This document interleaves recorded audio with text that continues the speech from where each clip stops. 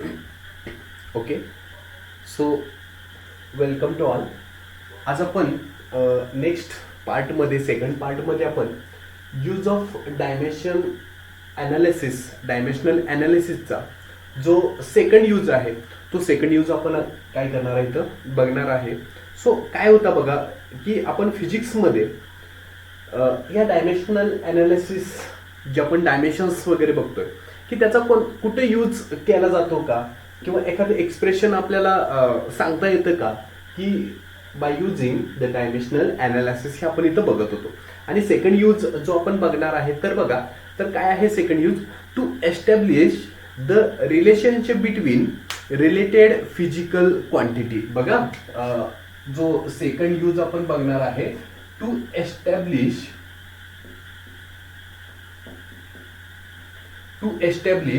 The relationship between, बघा, relation किंवा relationship म्हणूया, the relation between related physical quantity. Related physical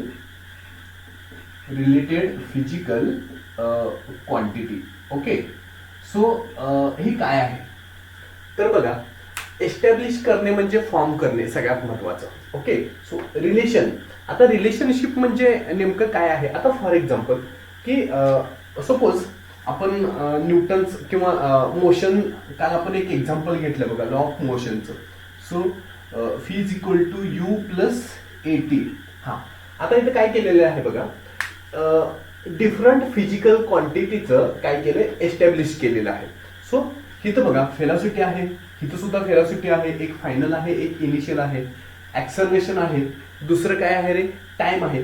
so ह्या different physical क्वांटिटीचं आपण काय केलेलं आहे रे, एस्टॅब्लिशमेंट केलेलं आहे, त्याची मांडणी केलेली आहे. ओके. सो त्यांचं रिलेशनशिप कन्सिडर करून, ओके, फिजिकल क्वांटिटीचं आपल्याला काय करायचंय, एस्टॅब्लिश करायचं आहे. म्हणजे थोडक्यात काहीतरी इक्वेशन, काहीतरी त्याचं रिलेशन आहे का, ते आपल्याला काय करायचंय, सांगायचं. थोडक्यात फॉर्म्युला तयार करायचा आहे. थोडक्यात काय करायचं, फॉर्म्युला तयार करायचा आहे. Okay. So this dimensional analysis is used to establish, to form, असं आपण म्हणूया, to establish the relationship between the related physical quantity. आता हे काय आहे, फॉर एक्झाम्पल आपल्याला इथं आपण पटवून द्यायचं आहे की बाबा नेमकं काय आहे, कळतंय? तर मी काय करणार आहे बघा, I am going to consider the relationship of the simple pendulum. Okay.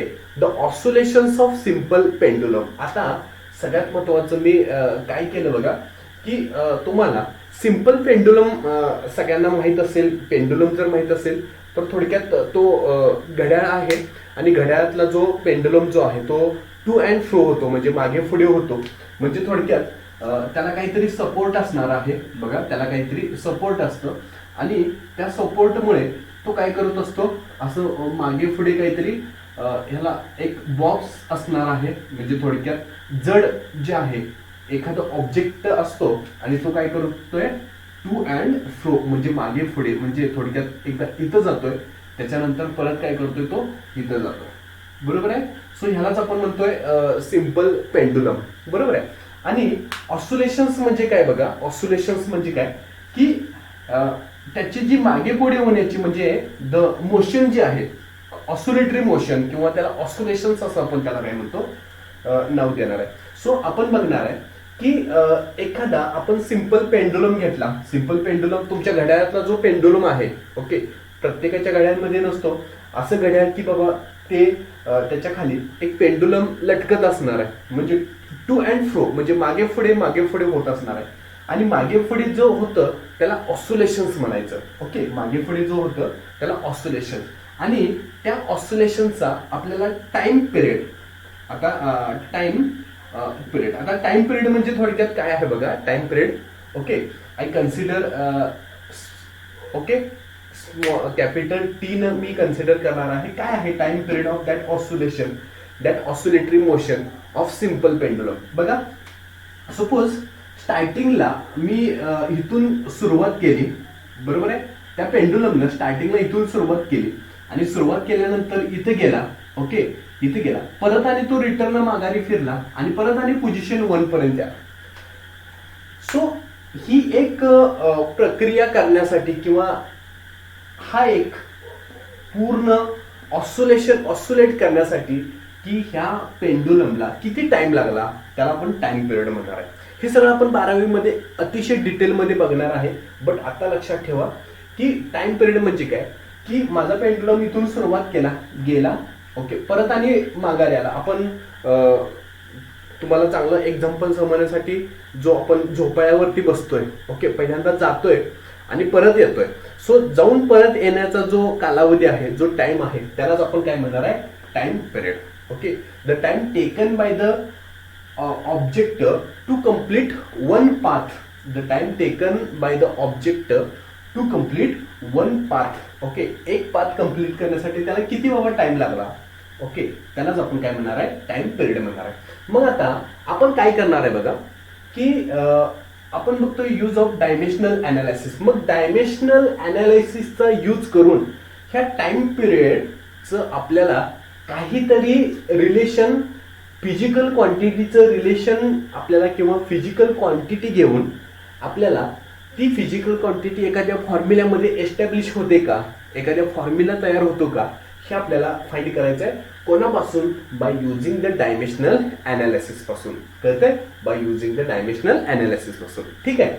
हा, सो हा सिंपल पेंडुलम आपण कन्सिडर करणार आहे. आता बघा, सगळ्यात महत्वाचं, हा जो टाइम पिरियड जो आहे तो सिंपल पेंडुलमच्या कशावरती डिपेंड असणार आहे. सगळ्यात महत्वाचं बघा, टाइम पिरियड जर आपल्याला वाढवायचं असेल तर याची लेंथ वाढवायला पाहिजे. म्हणजे थोडक्यात सिंपल पेंडुलमची लेंथ वाढवायला पाहिजे, म्हणजे ही डिस्टन्स सगळं वाढणार ना. म्हणजे सगळ्यात महत्वाचं बरोबर आहे, कारण ही जर लेंथ वाढली तर त्याला मग परत रिटर्न येण्यासाठी जास्त वेळ लागणार आहे. तुम्ही झोपाळ्यावरती बसताय, जर दोरी जर एकदम खूपच छोटी असेल तर काय होईल रे, तो पटकन एवढाच मागे पुढे होईल. ठीक आहे, लहान मुलांचा पाळणा असतो बघा तो ओके, त्याची लेंथ कमी असते त्यामुळे एवढाच फक्त मागे पुढे होतो. आणि तो जर आपण मोठ्या कासऱ्याने जर बांधला तर त्याला मागे पुढे होण्यासाठी जास्त कालावधी लागतो. बरोबर आहे. So it depends upon length of that pendulum.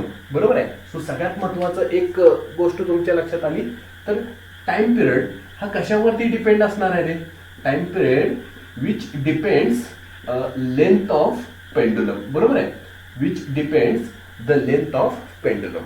पडतंय, हेच झालं. अजून कशावरती डिपेंड्स असणार आहे, की हा जो तो पेंडुलमचा जो ऑब्जेक्ट आपण दाखवणार आहे, म्हणजे थोडक्यात तुम्ही घड्याळाचं जर एक्झाम्पल घेतला, हा म्हणजे दुसरं बघा, एखादा झोपाळा आहे आणि त्या झोपाळ्यावरती एक लहान छोटं बाळ बसलंय आणि ओके, तो झोपाळा पटकन मागे पुढे होईल. बरोबर आहे, म्हणजे टाइम पिरियड कमी असेल. आणि एखादा मोठा, चांगला मोठाच्या मोठा पैलवान त्या झोपाळ्यावरती बसलाय तर त्याला ताण पडेल. बरोबर आहे, मग तो मागे पुढे होण्यासाठी थोडा आपल्याला त्रास देईल.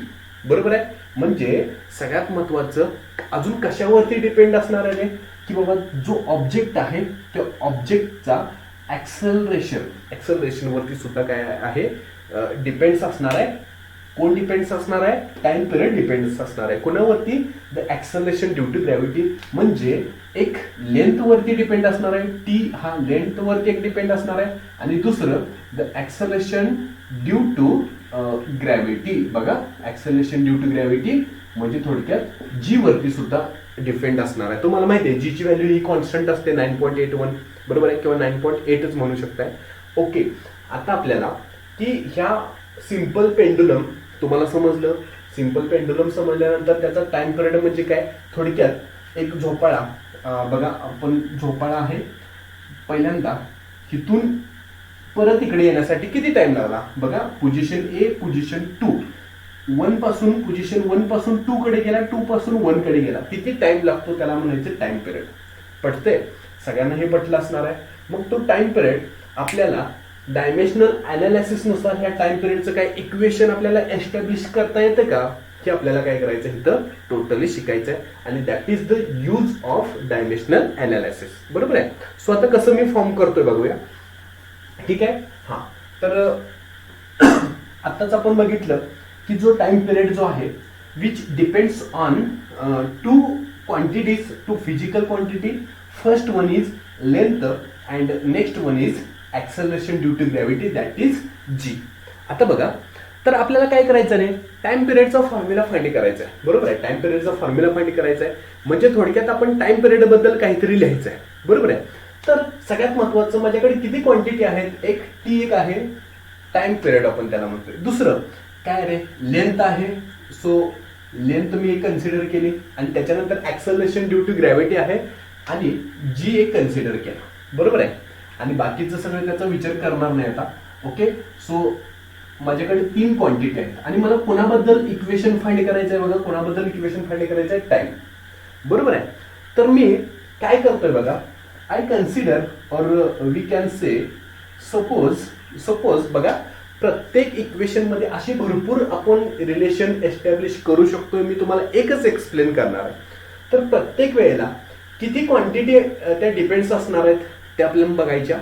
कोणाबद्दल आपल्याला रिलेशन फाइंड करायचं आहे ते पहिल्यांदा बघायचं आणि एकदा समजलं की बाबा आपण टाइम पिरियड बद्दल काहीतरी दाखवणार आहे, काहीतरी इक्वेशन फाइंड करणार आहे, ते आणि राहिलेल्यांचं रिलेशन आपल्याला तिथं सांगायचं. म्हणजे थोडक्यात काय बघा, की सपोज मी काय करतोय बघा, मला टाइम पिरियड बद्दल सांगायचं आहे, त्यामुळे so T is directly proportional to the राहिलेल्या क्वांटिटी, सो एल.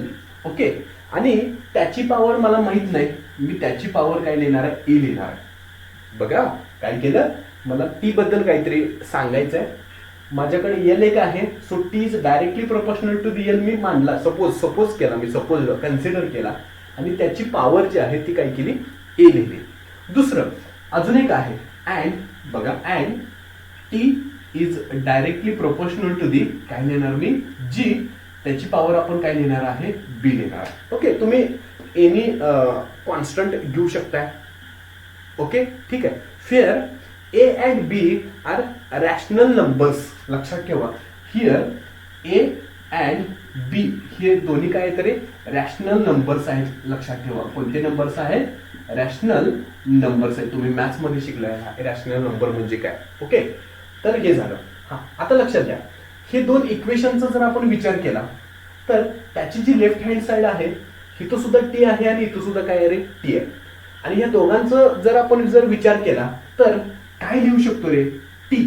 दोघांच्या बद्दल एकच मी टी घेतला, डायरेक्टली प्रोपोर्शनल टू दी काय घेऊ शकतोय, एल आणि जी एकत्र घेऊ शकतोय.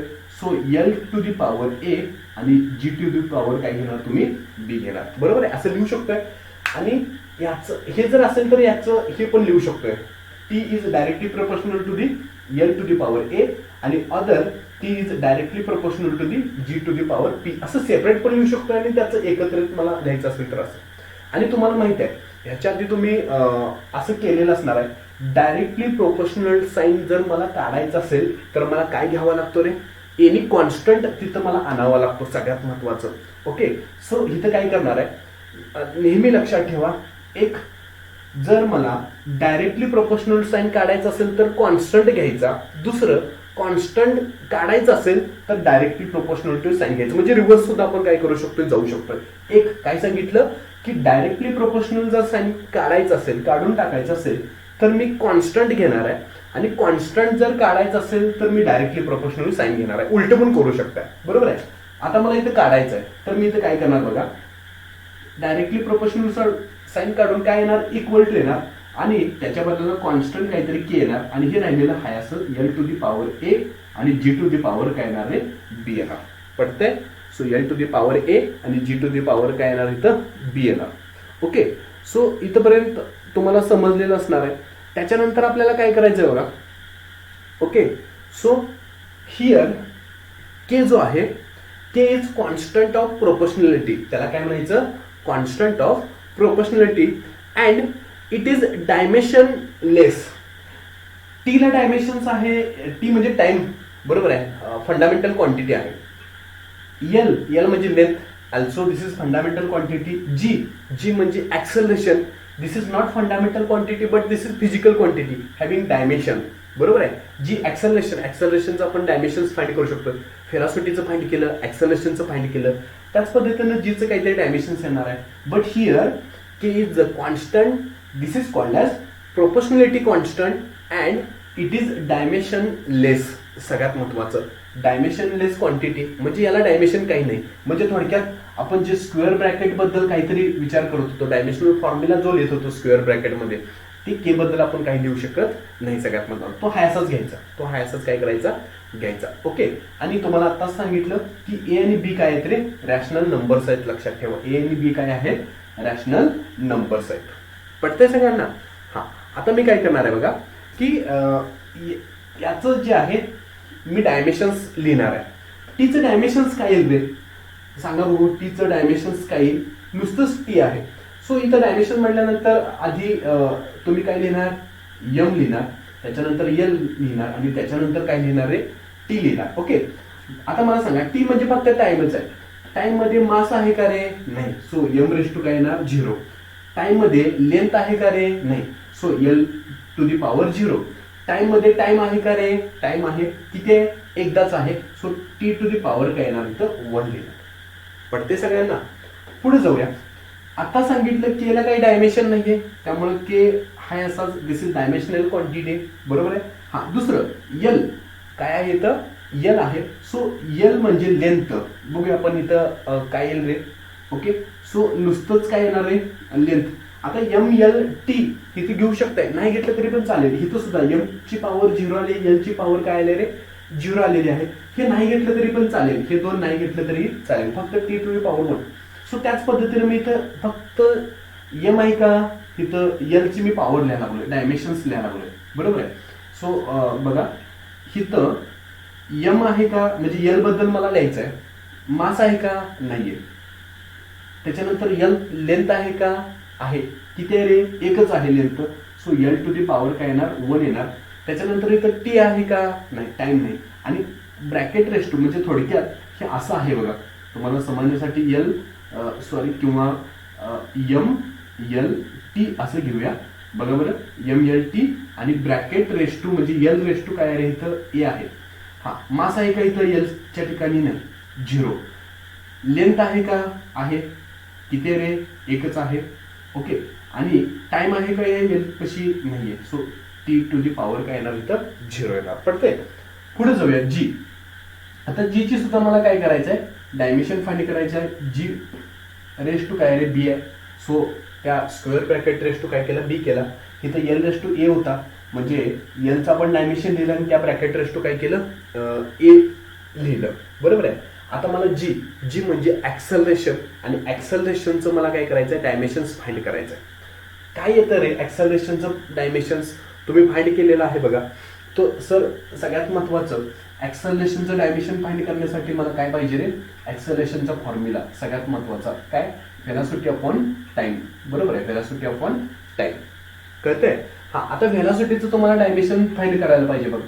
पहिल्यांदा व्हेलॉसिटी म्हणजेच काय रे, डिस्टन्स अपॉन टाइम सगळ्यात महत्वाचं. सो डिस्टन्स कशामध्ये येतं रे, लेंथ मध्ये येतं. सो लेंथ अपॉन काय येणार, टाइम येणार. हा. आता लेंथ म्हणजेच काय येणार आहे, एल टू दी पॉवर 1 येणार. बरोबर आहे. L to the power 1 divided by time म्हणजेच काय, टी टू दी पॉवर काय येणार, 1 येणार. हा टीला वरती घालवा, टीला काय केला वरती घालवा. काय येणार रे, टोटली काय येणार, एल टू दी पॉवर 1 हाय असंच, आणि टी टू दी पॉवर 1 वरती गेल्यानंतर टी टू दी पॉवर काय येईल इथं, -1 येईल. हे कोणाचं झालं रे, व्हेलॉसिटीचं झालं.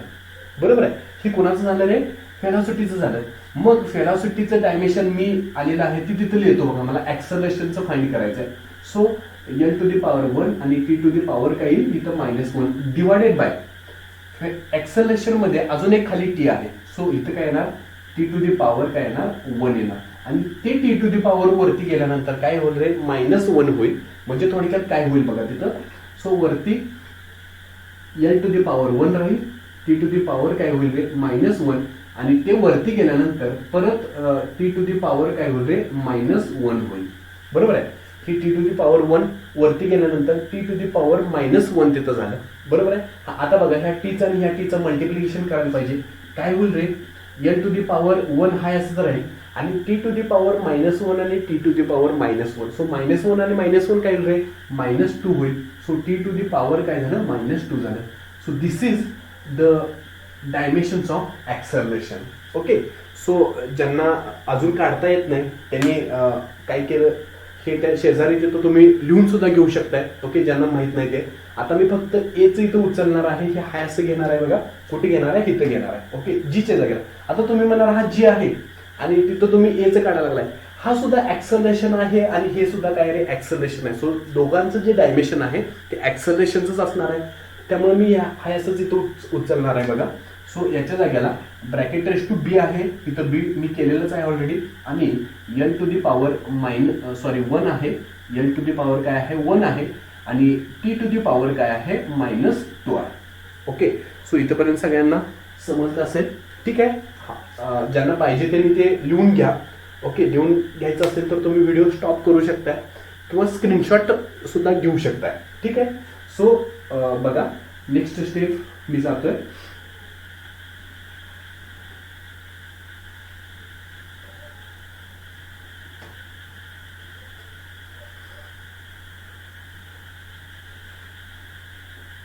ओके, हा, इथपर्यंत मी गेलेलो आहे. आता सगळ्यात महत्वाचं जे एम टू दी पॉवर 0 आहे, टी टू दी पॉवर 0 आहे, ते मी लिहित नाही. बरोबर आहे, ते मी लिहित नाही आणि इथं सुद्धा हे मी लिहित नाही. ओके, जी पॉवर अदर दॅन 0 आहे तेवढीच लिहितो. सो हे घेत नाही, हे घेत नाही. सो इथं काय येईल फक्त टी टू दी पॉवर फक्त काय येईल इथं 1 येईल. हे घेणार आहे is equal to K. Okay, so ही घेत नाही, ही घेत नाही, पॉवर 0 आहे. म्हणजे थोडक्यात काय येईल फक्त एल टू दी पॉवर 1 आणि पूर्ण ब्रॅकेट रेस टू काय येणार ए येणार. इथं आहे बघा, तो घेतला. इथं हे सगळं हाय असंच येणार. So L to the power 1 आणि टी टू दी पॉवर काय येणार -2 येणार आणि इथं काय आहे बी आहे. हा, आता लक्षात ठेवा ए किंवा आपण असं करतोय बघा, ए बी आणि होल ब्रॅकेटचा जर स्क्वेअर असेल तर आपण इंडेक्स प्रॉपर्टीनुसार काय लिहू शकतो रे, ह्या दोघांचा जो स्क्वेअर आहे तो सेपरेट घेऊ शकतोय का. म्हणजे ए स्क्वेअर आणि बी स्क्वेअर असं करू शकतोय का, करू शकतोय. 100% काय करू शकत असणार आहे. सो त्याच पद्धतीने इथं करणार आहे बघा मी. इथं ह्या दोघांचं म्हणजे याला ए म्हणलं आणि याला बी म्हणलं तर ह्या दोघांचं काय होणार आहे रे, बी, याला पण बी जाणार आणि याला पण काय जाणार बी जाणार. ओके, सो इथं काय होईल बघा.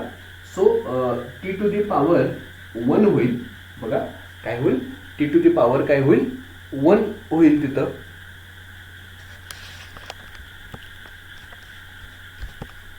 Okay, so T to the power 1 हा असंच राहील इज इक्वल टू के. बघा, इज इक्वल टू के. हा, आता या दोघांचं काय होत असतं रे इंडेक्स प्रॉपर्टीनुसार.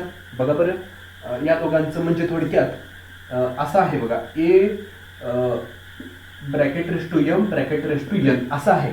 म्हणजे ह्या दोघांचं काय होत असतं मल्टिप्लिकेशन. म्हणजे थोडक्यात ते असं होत असतं ए एम इंटू काय होणार आहे एन होणार. बरोबर आहे, ए एम इंटू काय होणार एम होणार. मग त्या पद्धतीने ह्या दोघांचं काय होणार आहे मल्टिप्लिकेशन. 1 इंटू ए म्हणजे काय झालं रे नुसतं ए होईल. सो इथं राहील बघा एल टू दी पॉवर फक्त काय राहील इथं ए राहील. पटतंय सगळ्यांना. दुसरं इथं सुद्धा आता पहिल्यांदा ए बी आणि होल ब्रॅकेट रेस टू बी आहे. म्हणजे याच्याप्रमाणे ए आणि बी आणि होल ब्रॅकेट रेस टू 2 म्हणजे ए स्क्वेअर बी स्क्वेअर. म्हणजे थोडक्यात इथं सुद्धा हा बी सुद्धा याला जाणार आणि हा बी सुद्धा याला जाणार. म्हणजे थोडक्यात इथं काय होईल बघा, एल टू दी पॉवर काय होईल रे बी होईल. म्हणजे याला सुद्धा तो बी घालू आणि टी टू दी पॉवर आता इथं -2 आणि बी आहे. बरोबर आहे, -2 म्हणजे थोडक्यात काय होईल रे -2 बी होईल. ओके, सो पडत असेल सगळ्यांना -2 आणि बी होणार. पडतंय. सो नेक्स्ट स्टेप तिथं आपण जाऊया. तर आता काय होईल बघा,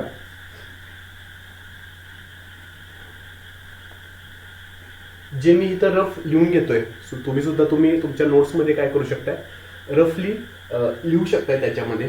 हा, आता काय करतोय बघा की हा जो के आहे केचा पण जास्त विचार करायचा नाहीये. ओके, सो आता काय करतोय बघा की त्याच्यामध्ये तुम्हाला काय काय दिसतंय तर अजून इथं हा एक ब्रॅकेट आहे स्क्वेअर ब्रॅकेट. बरोबर आहे, आणि हा सुद्धा काय आहे रे एक ब्रॅकेट आहे. आता या दोघांचं मल्टिप्लिकेशन आपण करूया, केचा विचार करू नका. म्हणजे थोडक्यात काय येईल बघा, टी टू दी पॉवर 1 हा असंच राहील. सो इथं मी लिहितोय टी टू दी पॉवर 1 हा असंच राहील इज इक्वल टू के. इथं आला के. हा, आता एल टू दी पॉवर ए आणि एल टू दी पॉवर काय आहे रे बी आहे. बघा बरं, इथं सुद्धा एल आहे आणि इथं सुद्धा काय रे एल आहे. So L to the power ए आणि L to the power B. So ह्या एची आणि बी ची काय होणार आहे, ऍडिशन होणार आहे. So L to the power काय होणार आहे, ए प्लस बी होणार का. सो इथं ब्रॅकेटमध्ये एल टू दी पॉवर काय होणार, ए प्लस बी होणार. झालं. आणि दुसरं टी टू दी पॉवर, मग राहते काय, फक्त ह्या दोघांचं मल्टिप्लिकेशन करायला लागलं, एवढं लक्षात ठेवा. So L to the power A into L to the power B म्हणजे काय झालं रे, L to the power A plus B झालं. आणि राहते काय रे अजून, T to the power minus two B, हे आहेच राहणार आहे. So T to the power minus two B, कारण त्याला मल्टिप्लाय करायला दुसऱ्या ब्रॅकेटमध्ये टी नाहीये. दुसऱ्या ब्रॅकेटमध्ये काय होतं रे, फक्त एल होतं. सो एलची आणि एलची मल्टिप्लिकेशन केली. टी इथं कुठे दिसतोय का तुम्हाला, नाही. त्यामुळे ह्या टीचं मल्टिप्लिकेशनला दुसरं टी दुसऱ्या ब्रॅकेटमध्ये नाही, त्यामुळे तो मी आहे तसाच घेतलेला आहे. पडते सगळ्यांना. सो स्क्वेअर ब्रॅकेट काय केलं मी, कम्प्लीट केलेला आहे. बरोबर आहे. आता काय करायचं आहे, ऑन कम्पेअरिंग, बघा, ऑन कम्पेअरिंग द डायमेन्शन्स, मी काय करतोय, ऑन कम्पेअरिंग द डायमेन्शन्स, बघा, on comparing the dimension on both side. Both side म्हणजे तुमच्याकडे डावी बाजू आणि तुमच्याकडे काय आहे रे, उजवी बाजू आहे. हा सगळ्यात महत्वाचं. कम्पेअरिंग करायचं म्हणजे काय करायचं, एल ची पॉवर आणि बघा उजव्या साईडची जी एल ची पॉवर आहे इज इक्वल टू डाव्या साईडची एल ची पॉवर इक्वेट करायची. आणि नसेल तर झिरो डायरेक्ट घ्यायचं. म्हणजे थोडक्यात काय आहे बघा, आता इथं काय नाही म्हटल्यानंतर या ब्रॅकेटला मी काय लिहू शकतो रे, काय नाही म्हटल्यानंतर. So M to the power zero, L to the power zero आणि T to the power one. बघा बरं, याच असं लिहू शकतोय का, ह्याचं काहीच मिनिंग नाही, लक्षात ठेवा. M to the power zero म्हणजे तो वनच, L to the power zero म्हणजे तो वनच. लिहा किंवा लिहू नका. आता कम्पेअरिंग करण्यासाठी मी इथं घेतलंय, बरोबर आहे. Actually T to the power वनच असणार आहे तिथं, मी फक्त घेतलेलं आहे तुम्हाला समजण्यासाठी, बरोबर आहे. नाही घेतलं तरी पण चालेल. Okay. Is equal to K, आणि हे आहे असंच घेतोय, L to the power A plus B आणि टी टू दी पॉवर काय येणार, मायनस टू बी येतं. पडते सगळ्यांना. आता कम्पॅरिझन करताना बघा, सगळ्यात महत्वाचं, कम्पॅरिझन करताना काय केलं मी, काय लिहिलं इथं, on comparing the dimensions on both side. Dimension म्हणजे थोडक्यात एल ची पॉवर ए प्लस बी आहे, इथं एल ची पॉवर किती आहे बघा बरं, झिरो आहे. म्हणजे थोडक्यात एक आपल्याला रिलेशन भेटलं, A plus B is equal to zero. पडतंय. काय केलं बघा, एल ची पॉवर ए प्लस बी आहे, इकडे एल ची पॉवर झिरो आहे, त्यामुळे A plus B is equal to zero आला. दुसरं काय आहे बघा, इथं टी आहे, टी ची पॉवर काय रे, मायनस टू बी आहे, इज इक्वल टू, टी ची पॉवर मायनस टू बी आहे, इकडे टी ची पॉवर काय रे, इकडे टी ची पॉवर काय आहे, वन आहे. बरोबर आहे. आणि मला इथं ए च्या आणि बी च्या व्हॅल्यू फाइंड करायच्या. मी डायरेक्ट याला इक्वेशन नंबर फर्स्ट देतोय आणि याला इक्वेशन नंबर काय करतोय मी, सेकंड देतोय. इक्वेशन सेकंड वरून बी ची व्हॅल्यू डायरेक्ट फाइंड करू शकतोय. बघा काय आहे, so B is equal to minus two B ला मल्टिप्लाय आहे, तिकडे जाऊन काय होईल, डिवाइड होईल. सो काय येईल बघा, minus one divide by to येईल का. सो बी ची व्हॅल्यू माझ्याकडे आली minus one divided by two आली. बरोबर आहे. आणि ही बी ची व्हॅल्यू मी इक्वेशन वन मध्ये जर पुट केली, put this value in equation one, काय येईल रे, इक्वेशन वन काय आहे बघा, ए प्लस आहे आणि बी ची व्हॅल्यू काय आहे, minus one divide by to. So इथं बी ची व्हॅल्यू मी ठेवतोय मायनस वन डिवाइड बाय काय झालं, टू झालं, इज इक्वल टू झिरो. बघा बरं, हे minus one divide by to जे आहे ते मायनस आहे, तिकडे जाऊन काय होईल, प्लस होईल. So a is equal to one divide by two राहिलं. म्हणजे ए ची व्हॅल्यू माझ्याकडे काय आली, वन डिवाइडेड बाय टू आली. पडते सगळ्यांना. म्हणजे काय केलं बघा, मी ए ची आणि बी ची व्हॅल्यू म्हणजे जे आपण दोन रॅशनल नंबर्स, जे पॉवर आपण ए आणि बी इथं आपण कन्सिडर केलेलो, ओके, त्याच्या व्हॅल्यू मी काय करून घेतल्या, काढून घेतल्या. कशी काढून घेतली रे, on comparing the dimensions on both side. पडते सगळ्यांना. आता काय करायचं आहे बघा, आता काय करायचं आहे की मी जे इथं जे रिलेशन आलेलं होतं लास्ट, म्हणजे डायमेन्शन त्याचं लिहिण्याच्या आधी जे रिलेशन होतं त्याला मी थोडं असं डार्क करतो बघा. ठीक आहे. या रिलेशन मध्ये किंवा त्याला इक्वेशन नंबर मी काहीतरी ए किंवा इक्वेशन नंबर असं बी काहीतरी मानतो तुम्हाला समजण्यासाठी. बरोबर आहे. आता त्या इक्वेशन मध्ये मला व्हॅल्यू काय करायचे, पुट करायचे. ओके. ह्या ए च्या आणि बी च्या व्हॅल्यू कशा आल्या तुम्हाला समज असेल. आता मी हे थोडं रफ करणार आहे, म्हणजे ए इज इक्वल टू 1/2 आलाय बघा आणि बी इज इक्वल टू -1/2 आलाय. ओके, सो मी तर फक्त लिहून घेतो त्याच व्हॅल्यू. सो ए काय आलेला आहे आपला 1/2 आलेला आहे आणि बी ची जी व्हॅल्यू आली ती किती आलेली आहे -1/2 आलेला आहे. बरोबर आहे. So a is equal to 1/2 आणि बी इज इक्वल टू काय आलं आहे -1/2 आलेला आहे. बरोबर आहे. So put this value in equation A. Equation A मध्ये काय करूया, ह्या व्हॅल्यू आपण पुट करूया. सो काय आहे बघा, टी इज इक्वल टू इथे काय आहे रे के आहे, हा असाच घेतला के. एल हा असाच घेतला. ए माझा ए किती आलाय 1/2 आलेला आहे. सो 1/2. बरोबर आहे. जी आणि जीच्या पॉवर बी आहे आणि बी किती आहे रे माझा मायनस काय आहे 1/2 आहे.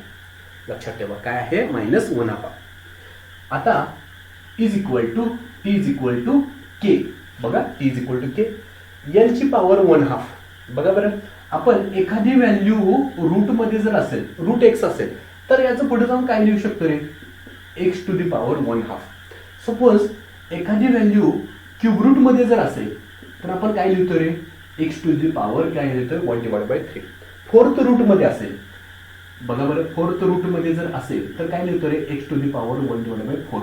आता माझा काय आहे बघा, एल ची पॉवर 1/2 आहे. मग कुठं दिसते रे एक्स ची पॉवर 1/2. त्याचं मी काय लिहू शकतोय बघा, रूट लिहू शकतोय. 1/3 असेल तर क्यूब रूट लिहू शकतोय. मला आता काय पाहिजे, फक्त हे एवढंच पाहिजे होतं, म्हणजे मी याला रूट मध्ये टाकू शकतोय. बरोबर आहे. म्हणजे मी काय केलं बघा, याला मी रूट मध्ये टाकलं. ठीक आहे, म्हणजे रूट मध्ये काय येईल रे एल येईल. बरोबर आहे. आता जी टू दी पॉवर, आता बघा सपोज एखादं फ्रॅक्शन आहे x⁻⁹ असं जर असेल तर आपण त्याला खाली +9 जर करायचं असेल तर 1/x⁹ करतोय, किंवा 1/x² असेल तर वरती जाऊन x⁻² करतोय. बरोबर आहे. सो त्या पद्धतीनं रिव्हर्सही जाऊ शकतोय, असेही जाऊ शकतोय. आता मला काय करायचं, एक्स टू दी पॉवर -2 आहे, त्याला खाली घेतल्यानंतर +2 होईल ना. मग इथं जी टू दी पॉवर काय आहे रे -1/2 आहे, त्याला मी खाली घेतोय. खाली घेतल्यानंतर काय होईल रे +1/2 होईल. म्हणजे खाली घेतो म्हणजे याला डिवाइड होणार. So g to the power काय होईल 1/2 होईल. मायनसचं काय झालं खाली जाऊन ते प्लस झालं. बरोबर आहे. आता इथं सुद्धा बघा जी टू दी पॉवर 1/2 म्हणजे त्याला रूट मध्ये आपण टाकू शकतोय. So T is equal to K. बरोबर आहे. सो रूट एल हाय असंच आणि डिवाइडेड बाय याला सुद्धा मी टाकू शकतोय रूट जी. पटते का बघा बरं, root L divided by root जी.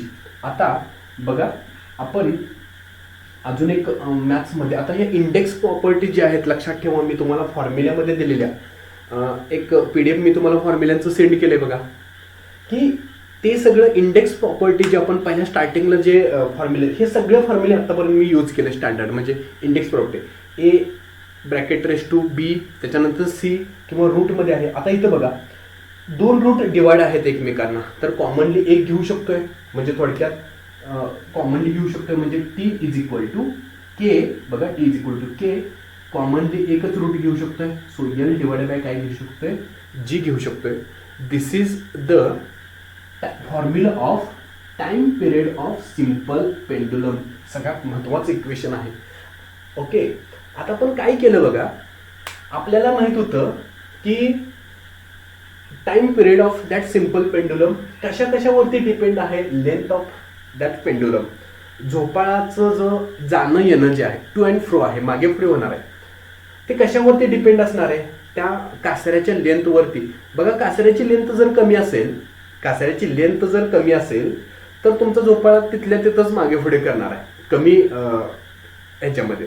आणि कासरात जर तुमचा लांबडा असेल, मोठी ढांपी आहे, मोठी फांदी आहे आणि त्या फांदीवरती तुम्ही कासरा बांधलाय लांबडाच्या लांबडा. ओके, आणि तो जो झोका तुम्ही घेताय त्यावेळेला कसा असणार आहे, तो जाऊन यायला थोडा जास्त वेळ लागणार आहे. पडते का बघा, म्हणजे थोडक्यात तो टाइम पिरियड जो आहे तो लेंथवरती डिपेंड असणार आहे आणि ॲक्सेलरेशन ड्यू टू ग्रॅव्हिटीवरती सुद्धा काय असणार आहे, डिपेंड असणार आहे. म्हणून आपण प्रत्येक कशाबद्दल काढायचं होतं, टी बद्दल काढायचं होतं. त्यामुळे टी टू दी टी ही एल शी काहीतरी निगडीत आहे आणि हा टी सुद्धा जी शी निगडीत आहे. त्याची पॉवर आपण काय. सो प्रत्येक इक्वेशन मध्ये आपल्याला जर एखादं इक्वेशन एस्टॅब्लिश करायचं असेल तर हे सगळं करायला लागणार. ईबी तुम्हाला रॅशनल नंबर इथं जर 3 क्वांटिटीवरती जर डिपेंड असेल तर बघा बरं की जो टाइम पिरियड आहे तो एखादा अजून एक व्हेलॉसिटी वरती जर डिपेंड आहे असं जर सांगितलं असतं तर अजून एक आला असता t is directly proportional to the fee आणि पॉवर काय केली असते रे तुम्ही सी केले असते. जेवढ्या क्वांटिटीवरती डिपेंड आहे तेवढी क्वांटिटी तुम्ही वाढणार सी केलं असतं मग डी केलं असतं. ठीक आहे. सो 2 क्वांटिटीवरती डिपेंड आहे त्यामुळे मी ए आणि बी ह्या 2च घेतलेल्या आहेत. कळते. मग त्याच्यानंतर मग 2 कॉमनली घेतलं. T is directly proportional L to the power A G to the power B. त्याच्यानंतर डायरेक्टली प्रोपोर्शनल साईन काढून काय घेतला मी के घेतला. ओके. आणि इज इक्वल टू साईन.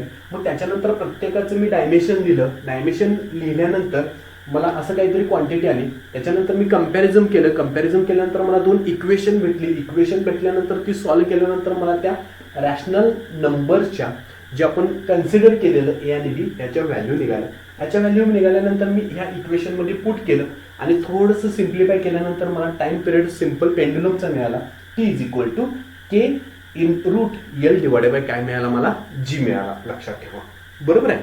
हा आता सगळ्यात महत्वाचं ह्या के ची जी व्हॅल्यू आहे K is the constant proportionality constant. ह्याची जी व्हॅल्यू आहे this value of the K is determined experimentally. सगळ्यात महत्वाचं दिस ही कंडिशन नोट करा की ह्या के ची जी व्हॅल्यू आहे जी आपण कॉन्स्टंट मानलो त्याची व्हॅल्यू एक्सपेरिमेंटनं आपल्याला सांगता येते. बरोबर आहे. एक्सपेरिमेंट म्हणजे आपल्याला हा सगळं एक्सपेरिमेंट करावा लागतो. ओके. तर आपल्याला इथं शक्य नाहीये. लॅब लागणार आहे. त्याला लॅबची गरज आहे. तुम्हाला फिजिक्सची लॅबची गरज आहे आणि त्या लॅबमध्ये आपण एखादा एक्सपेरिमेंट केला. ओके. एखादा प्रयोग केला तर त्यावेळेला आपल्याला के ची व्हॅल्यू इथं निघते. आता तो कसा करतात वगैरे तो वेगळा आहे. काय केलं जातं बघा की लेंथ एखादा दोरी घेतली जाते त्याला ऍक्सलेरेशन जी दिला जातो मग त्याला असं झोके घेतल्यासारखं केलं जातं. ओके. मग तिथं टाइम पिरियड फाइंड केला जातो आणि त्याच्यावर मग के फाइंड केला जातो आणि असं एक्सपेरिमेंट केल्यानंतर के ची व्हॅल्यू आपल्याला मिळाली. ह्या के ची जी व्हॅल्यू आहे मिळाली एक्सपेरिमेंटली तर के इज इक्वल टू किती मिळाला आपल्याला 2 पाय मिळाला. म्हणजे कॉन्स्टंटला कॉन्स्टंटच भेटला. लक्षात ठेवा. 2 पाय सुद्धा कसा आहे रे तो कॉन्स्टंट आहे. लक्षात ठेवा. ओके. सो के ची व्हॅल्यू आपल्याला काय मिळाली रे एक्सपेरिमेंटली. सगळ्यात महत्वाचं कशी फाइंड केली जाते एक्सपेरिमेंटली. किती आली ती किती मिळाली मला 2 पाय मिळाली. म्हणजे टोटली मला टाइम पिरियडचा फॉर्म्युला काय मिळाला बघा. So T is equal to 2 pi in root L divided by काय मिळाला जी मिळाला. लक्षात ठेवा. So T is equal to 2 pi l divided by जी. कळतंय. So this is the all the about use of dimensional analysis. हा second use आपण ज्या पार्टमध्ये बघतोय. टू एस्टॅब्लिश करणे म्हणजे आता this is the establish form केलं. किती फिजिकल क्वांटिटी घेतल्या बघा आपण टाइम 1 2 आणि 3. दिस इज कॉन्स्टंट. 3 फिजिकल क्वांटिटी आपण काय केलं रे एस्टॅब्लिश केलं. त्यांचं रिलेशन मांडलं कोणाचं रे फिजिकल क्वांटिटीचं आणि एक आपल्याला फॉर्म्युला तिथं तयार झाला. एक रिलेशन्स आपल्याला मिळालं आणि दॅट रिलेशन कोणापासून आपण तयार केलं रे by using dimensional analysis. So this is the use of second use of dimensional analysis. पडते सगळ्यांना. थर्ड एक आहे ते आपण उद्याच्या पार्टमध्ये आपण बघणार आहे. सो सगळ्यांना समजलं असणार आहे. आता क्वेश्चन कोणत्या टाईपचा विचारला जातो सगळ्यात महत्वाचं बघा. सगळ्यात महत्वाचं question time period of simple pendulum depends upon length of pendulum and acceleration due to gravity. म्हणजे जो टाइम पिरियड आहे which depends upon length of pendulum and acceleration due to gravity असं सांगितलं जातं. ओके. असं सांगितलं जातं म्हणजे कोण कशावरती डिपेंड आहे हे सगळं तुम्हाला तिथं सांगितलं जातं. म्हणजे क्वांटिटी तुम्हाला तिथं दिलेल्या जातात आणि सांगितलं जातं using the dimensional analysis prove that आपल्याला हे प्रूव्ह करायला पाहिजे T is equal to 2 pi divide by L divide by किंवा इथंपर्यंत सांगितलं जातं T is equal to K into L divide by जी. कळतंय. Okay. So this is the use of dimensional analysis. Okay. I hope तुम्हाला हे totally समजलं असणार आहे. ज्यांना अजून कन्फ्युजन आहे किंवा कुठं समजलेलं नाही आहे तर तुम्ही मला काय करू शकताय व्हॉट्सअपवरती मेसेज करू शकताय किंवा कॉल करू शकताय आणि तुमचे डाऊट्स जे आहेत ते क्लिअर करू शकताय. ओके. सो लक्षात ठेवा सॅटर्डेला टेस्ट असणार आहे. ओके, जेवढे चॅप्टर्स होतील म्हणजे उद्या जे आहे, सो यूज ऑफ डायमेन्शनल ॲनालिसिसपर्यंत तुमची सॅटर्डेला काय होईल, टेस्ट होईल. ठीक आहे, सो इथं आपण थांबूया.